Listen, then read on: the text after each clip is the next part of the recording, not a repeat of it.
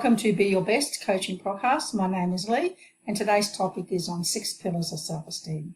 The information is based upon the author, Nathaniel Brandel, who published the 6 pillars of self-esteem. So what is true meaning of self-esteem? Lots of people that I've trained and coached with think it's just about confidence, but it's much more than confidence.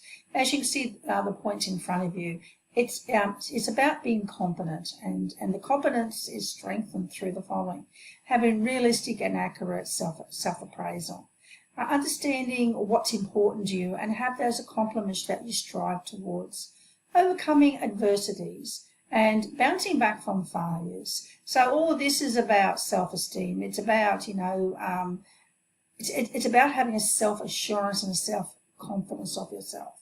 So self-esteem doesn't mean about being loud and outrageous, all of that. Sometimes that's actually referred to as false self-esteem as well. It's having quiet confidence and having the ability to achieve the achievements that you want to achieve in life without limiting yourself from moving forward. So the 6 pillars of self-esteem in front of you, we're only going to cover the first 3 in today's podcast, and we'll be doing the last 3 in next week's podcast as well. So the 3 ones we're focusing on in this podcast is living life consciously, self-acceptance, and self-responsibility. Living life consciously. I'm a big believer of continuing to educate yourself. Have an active mind rather than a passive mind. Understanding, well, what is your purpose? What's going to get you out of bed every day and motivate you and drive you towards excelling, towards being empowered, towards having those accomplishments and those worthy goals that you want to go towards as well. Know yourself. Know, what are your values? What are your beliefs? What are your needs and what are your feelings? Have a strong sense of personal development and have an expanded awareness as well. Being able to respond to situations and not to react to them. Become a student as well as a teacher. So learn information and then pass that information on to others. This is really important. It helps you to understand it better, and also you're giving back to other people as well. Know and find out what's the purpose in life. And people say to me, well, I don't know what my purpose is, but sometimes we just got to stop.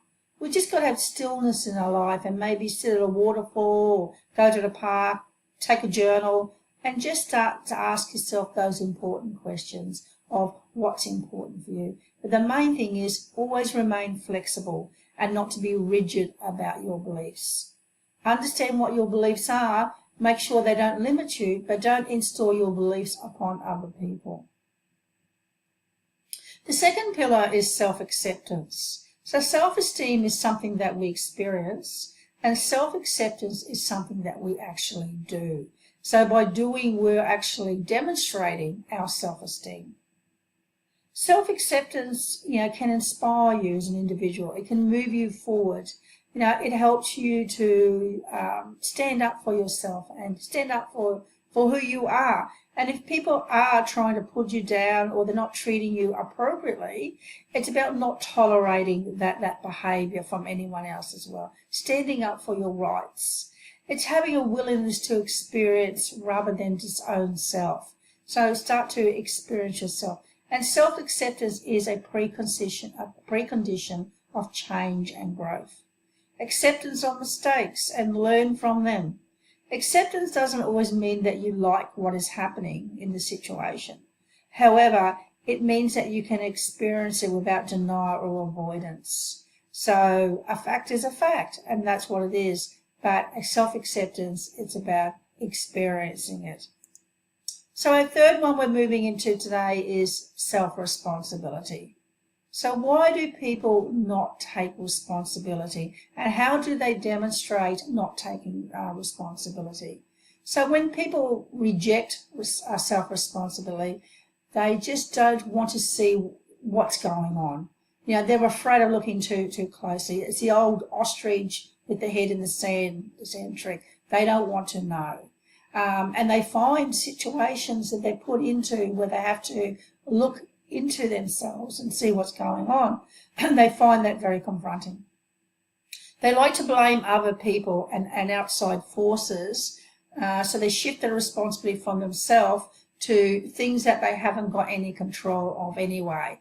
Because at the end of the day, if you don't take self-responsibility, then you have no control. You have no control of what's going on in your life, and if you have no control of what is happening, then you actually give up freedom. It's so much easier to blame others than to accept responsibility. It's easy. Not having any goals and not having any future plans shows no responsibility. Lots of people I speak to, they don't do goals because they don't want to have any responsibility of actually achieving them. So take self-responsibility.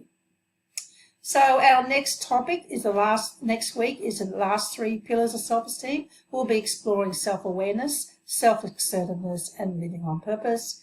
Motivational quote to finish up with is, to establish true self-esteem, we must concentrate on our successes and forget about the failures and the negativities in our life. So be your best, and I look forward to seeing you again next week. Take care.